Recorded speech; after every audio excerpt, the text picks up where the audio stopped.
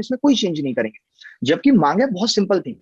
आप देख रहे हैं 2019 में वैकेंसी आई जब लोकसभा चुनाव था, इनका टारगेट रहता है भाई आप इतनी सब्सिडी हर जगह दे रहे हैं और उसके बावजूद आप बच्चों से 500-500 सिक्योरिटी के रूप में जमा कर लेते हैं और कहते हैं हम आपको 400 रुपए बाद में वापस करेंगे। ये कितना गलत है, ये कौन से रूल है। और ये सिर्फ एक ही चीज में नहीं चल रहा, हर जगह। 2016 में यूपीएसआई का एग्जाम हुआ, ट्रेनिंग भी हो गई, और ट्रेनिंग में आपको मालूम है भत्ता कौन सा दे रहे हैं, जो सन 1990 में मिलता था। वो भत्ता इन्होंने ट्रेनिंग में लोगों को दिया है, और ट्रेनिंग करके कई लड़कों की शादी हो गई इस बेसिस पे, और वो अब घर बैठे हैं। लड़के इस वक्त घर बैठे हैं, मतलब उनको कोई ज्वाइनिंग नहीं मिली, कुछ नहीं मिला। आप सुन पा रहे हैं सौरभ जी? जी बिल्कुल। तो उनको अभी तक ज्वाइनिंग नहीं मिली, कुछ भी नहीं होता। हर एग्जाम की यही कहानी है, हर एग्जाम में, कि ये 3-4 साल खींच के अब इनका क्या प्लान है, इन्होंने आधे बच्चे लिए।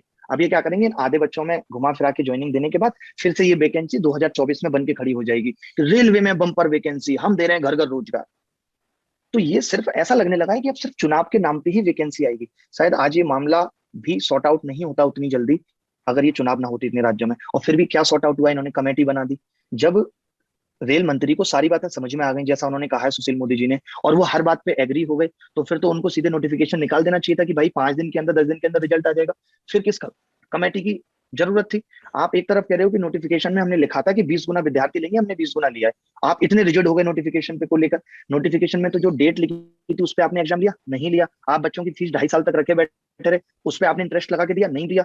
आपने ग्रुप डी में बोला था CBT 1 लेंगे, आपने CBT 2 इंट्रोड्यूस कर दिया बीच में, तो कहाँ लिया? तो नोटिफिकेशन पे तो आप चल ही नहीं रहे। जहां आपको अपनी सहूलियत लगती है आप कहते हैं हम नोटिफिकेशन के हिसाब से। और ये बात सही है। देखिए, जो बच्चा IAS की भी जॉब में, अगर हम देखें यूपीएससी में भी, तो जो बच्चा प्री एग्जाम में सिर्फ 1 नंबर कम ला रहा है, आप उसे ये नहीं कह सकते कि वो उस लायक नहीं है। क्या पता वो मेंस में बेहतर प्रदर्शन कर दे।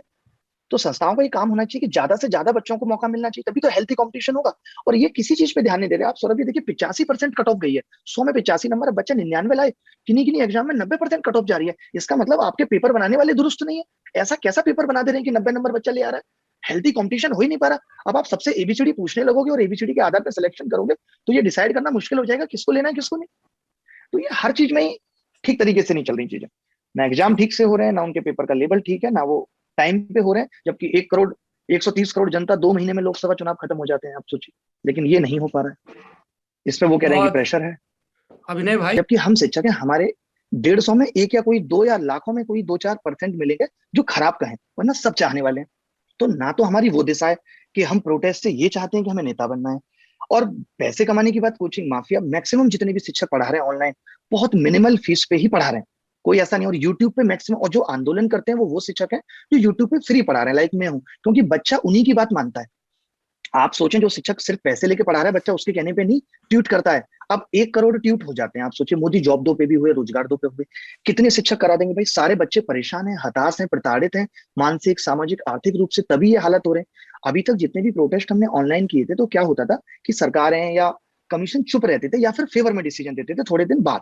जैसा कि SSC में UFM कराया, नॉर्मलाइजेशन हटवाया, ये सारी चीजें की। इस बार क्या हुआ कि जैसे ही प्रोटेस्ट हुआ, तो रेलवे ने सीधे से आके कह दिया कि हम चेंज नहीं करेंगे। वो रेलवे वहां पे रिजिड हो गई। वो शांत रहते तो हो सकता है फिर एक और ट्विटर कैंपेन होता।